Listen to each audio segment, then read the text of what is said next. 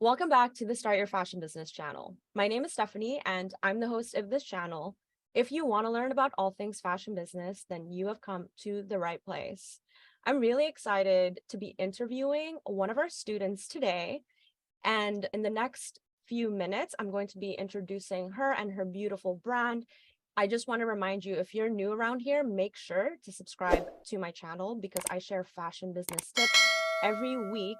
So if you're building a fashion brand, make sure to hit subscribe and also like this video if you're into this type of content.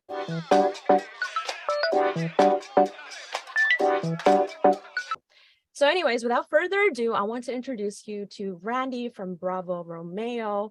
And Randi, hi, thanks so much for joining me today. I know you're, joining me from Miami and I'm in Bali. And I know it's like nighttime for you. So first of all, thank you so much for joining me and like sharing your time and also sharing your brand journey in today's YouTube video. Absolutely. So thank you so much. And I can't wait to learn more and also share your stories. So let's start at the beginning. Could you tell us a little bit about yourself and then also what made you start your fashion business journey? Yeah, I would love to. Thank you so much for having me. I really appreciate it. So exciting to talk to you as well. Like my mentor, it's so cool. It's like such a huge support to me as well. So yeah, my name is Randi Barry. I'm from originally Canada, but now I live in South Florida. And this is where I've decided to launch my brand. So I originally studied in school, in college, graphic design and fine art. And then when I graduated, I did not want to just sit behind a computer. I wanted to travel so badly. So I took a year, I sailed across the Mediterranean, working on board a vessel. And then I was like, okay, I'm ready to go back to school because I wanted to pursue fashion. So I applied to go to fashion school in Paris, got accepted. It was way too expensive for me to afford it. So I deferred for a year, went back to working on board yachts to make money. And then I ended up going to fashion school just as like a certificate program. And that was like really eye-opening to me, like all the different things you need to do from pattern making to sketching and all this kind of stuff. It didn't teach me the business side of things very much. It didn't teach me managing production or any of those kind of things. So I ended up going back to yachting, meeting my husband. You get a dog, you get a house, settle down. So I deferred my dreams for quite a long time. It was really fun because I worked on board yachts as a stewardess. So I was traveling around the world, going to all the places like Saint-Tropez, in the Med, in the Caribbean, Turks and Caicos. So I got a really good experience being around like the 1% of the 1%, seeing how these business people work, seeing the clothing that everyone wears, working with fine fabrics, working with clothing that I couldn't afford myself, like designer clothing, and understanding caring for these garments. And, one day my husband just turned to me and he said, "You've been following me around the world and my dream. It's time for you to follow your dream." So that was in 2021. I went land-based, as we say, and I started to pursue this passion of fashion. And to be honest, I was completely lost about how to go about it from a business standpoint, because although I had learned pattern making and all of these other more labor type things, I quickly realized that making everything myself wasn't going to be a profitable business. And so that's how I ended up finding Start Your Fashion Business, which is so amazing. And it's been a huge help for me. About what inspired, the designs and the collections for BravoXRomeo. And, if you can share a little bit more about that, because I mean, I know your brand, I've seen your designs. Yeah. But I would love for you to share that with the audience. Absolutely. Yeah. So I say that it's for the sun and sea chasers because that's what I know. And people always say like, do what you know and what your niche is. And wouldn't say like resort wear in general is a niche, but maybe like yacht resort wear, it's not really only for people who are on board yachts, but that is kind of my inspiration, like getting into the water. Like you want like just a thing that you slip off and jump into the water. You can throw it on over your clothes, or you can wear it to the beach and then to brunch afterwards. So I was totally influenced by this water and sun lifestyle. So most of my things I try to make with that in mind. Like, you're going to be in hot weather, you're going to be sweating, you want something that's lightweight, natural fibers. I try to work with things that are organic materials or biodegradable materials, because a lot of natural fibers are just naturally breathable. So it makes sense.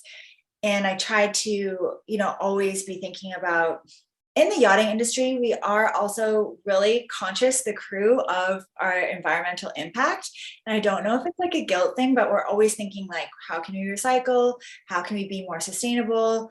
A lot of the practices that I've done on the boats that I've worked on are very like trying to be sustainable, like only, having small amounts of cleaning products, that are very clean, or we do what we can, like install RO systems so that you can just use like a water bottle on board. So, yachties are really conscious about sustainability themselves too. Fran, and why do you think that is very important for you? Yeah, for me, something that I feel is like so important with sustainability, like obviously besides using recycled fabrics or natural organic fabrics, things like that, is that people are being paid a living wage. And that's really something too that I've taken from working for, these massive business owners who are like billionaires and multimillionaires, is like, it has to make sense. It has to make sense for everyone involved. Like, is it sustainable as a business? Is it sustainable for the people who are making our clothes? Are they eating? Are they living well? Like, that's, to me, is also sustainability. It's important for me that I'm paying people well, that they can live their lives and they can have a whole life, not just working and working to live and living to work.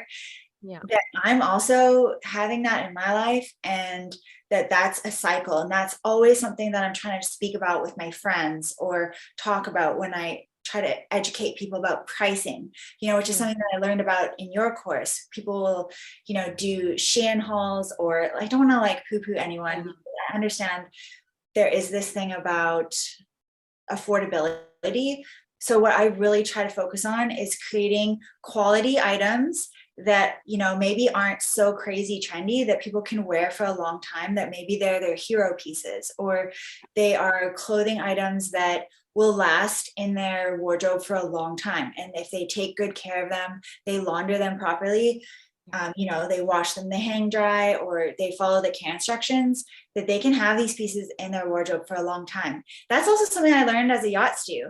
A lot of these people who buy these designer items, they own them for years and years and years. And if you think about it, you spend $120 on a pair of pants and you wear it 120 times, it's $1 a wear. So I'm always trying to think about that and use education about that as well to have more of a conversation about that. Have you shared, like, how does your day-to-day look like when you're running your, fashion brand and being creative? Because I know, like, you have your sewing machine in the back, you're in your studio right now, and, you're always designing and creating. So I would love for you to share this day-to-day. Oh, awesome. Yeah. For me, sometimes every day can look different. And I know, like, you talk about having days for things, which I always think about. And I'm like, that is so smart. And I think I'm working on getting there. For me, every day has to start with a routine. So I always wake up at 6 a.m. And you're talking about my husband being a keeper. He's amazing. So he wakes up at 4 and then he wakes me up at 6 with coffee. Wow. Like, every morning. I know. I'm just like, he's amazing and he's amazing. But I get up at 6 and then I do my French homework on Duolingo. So like, I'll sit there and I'll study, and then I use Plan to post my posts to Instagram. But I'll always just go on and check and like reshare to my stories or something like that, like do a little bit of social media. And then I'm ready to get out of bed. Then I do a workout. I journal like every morning and every night. So that's been so important for me to get my thoughts out and then reflect at the end of the day. So then I'll journal. I do exercise, like only like body weight stuff, like either yoga or Pilates or something like that. And then I have to like feed the pets, do a little bit of housekeeping because I work from home. So it's like, if my space isn't clean, I cannot focus. then after that, it's usually about 9 or 10, I get into the studio, and then I like actually get down to working. So every day looks different. Some days I'm like shipping and packing. Some days I'm working on samples. I just had the fashion show in November. So that was a crazy lead up, or sorry, it was end of October. That was an insane lead up. I was sewing morning, noon, and night for like weeks straight because I did the whole collection myself. So, and what are some of the favorite parts of running a fashion brand for you? So yeah, I am trying to focus more on TikTok. To be honest, I get a lot of my sales and most of my community is on Instagram, just like my world. So I enjoy TikTok, making content that has to do with yachting on TikTok, which is like totally separate. And it's just like really fun stuff that I like talk about, or it's just the world. But I find from a sales perspective and nurturing my audience is more on Reels and on Instagram, and inviting people in behind the scenes and showing them, the steps, like, like having all of my, for example, for the fashion show, like showing all of the Polaroids that I took, or showing me a time lapse of me sewing, or a time lapse of me even drawing. Like people just love seeing that. They love watching people, like watching other people do things. And if you think about like the big shows that are out there, like Friends or Seinfeld, or, these are just shows about people just doing the regular things, and people just like watching other people do things. So you can even like clean your room and make content and like just time lapse it and then put some text over the front of it.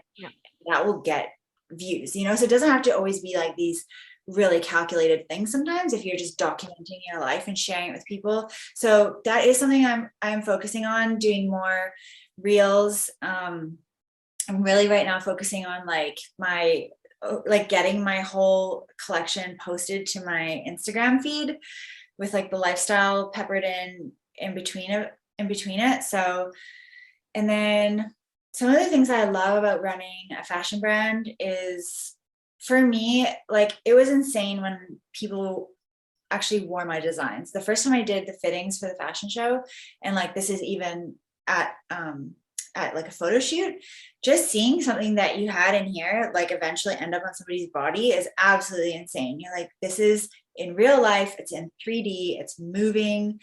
This just started as an idea in my head. That is so satisfying, and it really like brings me to tears every time I see it. I'm just like, wow, like this is happening. It's insane. Like taking the little Polaroid pictures of them in their outfits, and just seeing people feel comfortable in your clothes and feel confident and feel beautiful. And that's an amazing feeling, like making someone feel that way. It's great. And it gives me so much purpose, and it gives me so much joy to be like, you feel comfortable in your skin, you feel comfortable and confident who you are. This makes you feel beautiful. Like that's to me the best.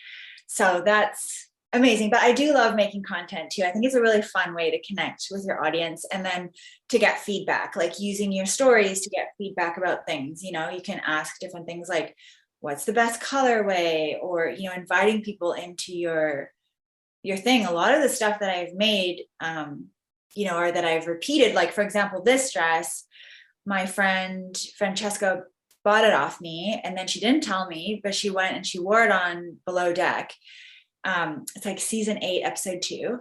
Oh, cool. Yeah. So I ended up selling out, and I couldn't get the fabric again because it was from South Africa, and it was like this huge thing, and people are always messaging me for like years afterwards being like, where can I get this dress?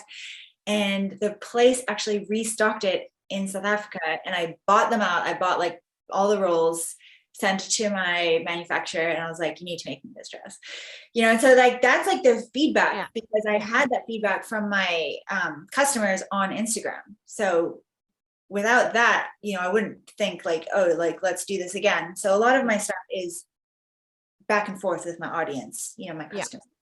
Full picture of not just the wins, but also just some of the daily challenges or struggles that we face as brand owners. Yeah. So I think one hurdle for me is that I'm a huge introvert. I'm a big recluse. So I prefer my alone time. And all of the people that I met that have opened doors for me or helped me open doors, I've met through networking events. And I get so much anxiety thinking about going to a networking event. I don't want to do it. I don't want to get dressed up and go out and stand there by myself being like, hi, like, with my name tag, my name's Randi. I'm a fashion designer. Like, that sounds crazy. Like, when you say it out loud for the first time, you're like, I'm a fashion designer. People are like, really? Yeah. Like, I feel so cringe, but I force myself to do it, and I always end up having a good time, and I always end up meeting people, and every person I've met at these networking events has had a hand in helping me. Like, I met my one friend, Rachel, just over a year ago. She's an event planner, for weddings. So she gave me so much resources for my fashion show, like so much of her planning stuff. I met my friends Sandra and Joe at another networking event that I had to drive up to West Palm for, drive 45 minutes, go to a luncheon. Joe was a dresser at my fashion show. Sandra was the one who told me make a presentation, because, I'm the creative one. Like, she's like the planner. So she's like, you need to make a presentation that you can send to people. So without her, like, that wouldn't have happened. Michaela, like, I met at the same networking event as Rachel. So these are things like you don't necessarily want to do. It's going to be good for your brand, and you just have to be like, I don't feel like it. I'm going to do it anyways.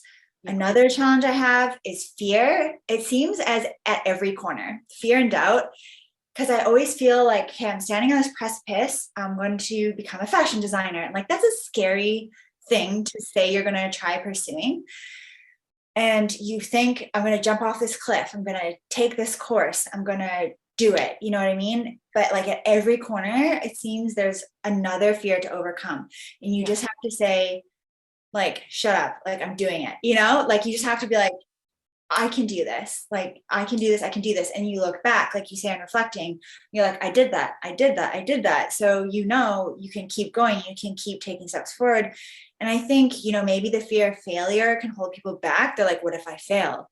But what if you never try? What if you get to your deathbed and you're like, hopefully, like, in your 90s, laying there on your deathbed, looking back at your life, are you going to be like, oh, but really, like, I never even tried? So that keeps me going a lot. I'll constantly get to the edge of this cliff and be like, I'm so scared to jump off. It's like taking the course. It's like deciding on what you're going to have produced. Then your production stuff arrives.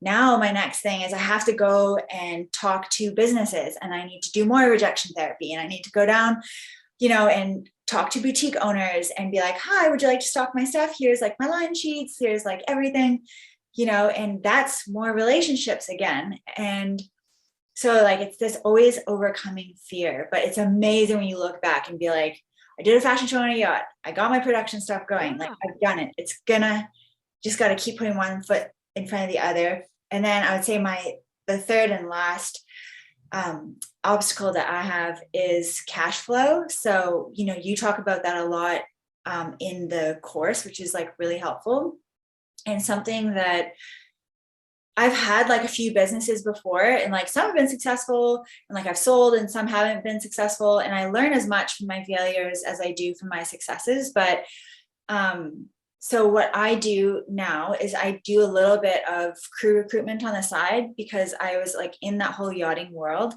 And it's good because it helps me, like, while I'm starting up the brand, to like help me inject cash into the brand and get like my stuff going until it's like taking over itself. So I would say to people, if they're even just looking if they want to do this, like, just like even dip your toe in, like, just get started, just do it. And, do a little bit, do like an hour a day. If you can just like not like give up something else that's taking up an hour of your day, if it's like TikTok or scrolling Instagram or like watching TV or something, like, just give it up and trade it for an hour of just taking a step towards your dream every day. Because you're not necessarily going to like jump and then be like this overnight success. Like, there's no such thing. It takes like 10 years to be an overnight success. Yeah. So it's like, that's what I would say is like, make sure you're looking after yourself financially, because that's going to look after your brand financially, and like get it to a spot too where it can take over your income. What is something that you want to share to a fashion entrepreneur in their early brand journey that could help them with building out this amazing dream brand of theirs in the future?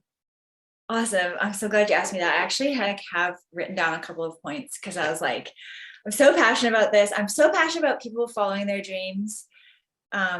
Because like I've always been like this person who doesn't want to get to their deathbed and like have any regrets. So like even joining yachting, like I sold everything, left my family, went to travel around the world, and people are like, that's crazy. And like, honestly, it's all crazy. Like just you dream big and then you start accomplishing your dreams. And then you're like, well, I did that. Now I need to dream bigger. It's like, I'm really passionate about that. So like my best advice would be that fortune favors the bold.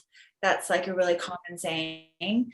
And working around people that I have had the privilege of working around. I mean, I was like the stewardess, do you know what I mean? So I'm not like in on business meetings or hanging out with the owners by any means, but they do work really hard. Like a lot of the people that I've worked for are working even when they're on their yacht. They're on their phones, they're doing work, they're taking meetings.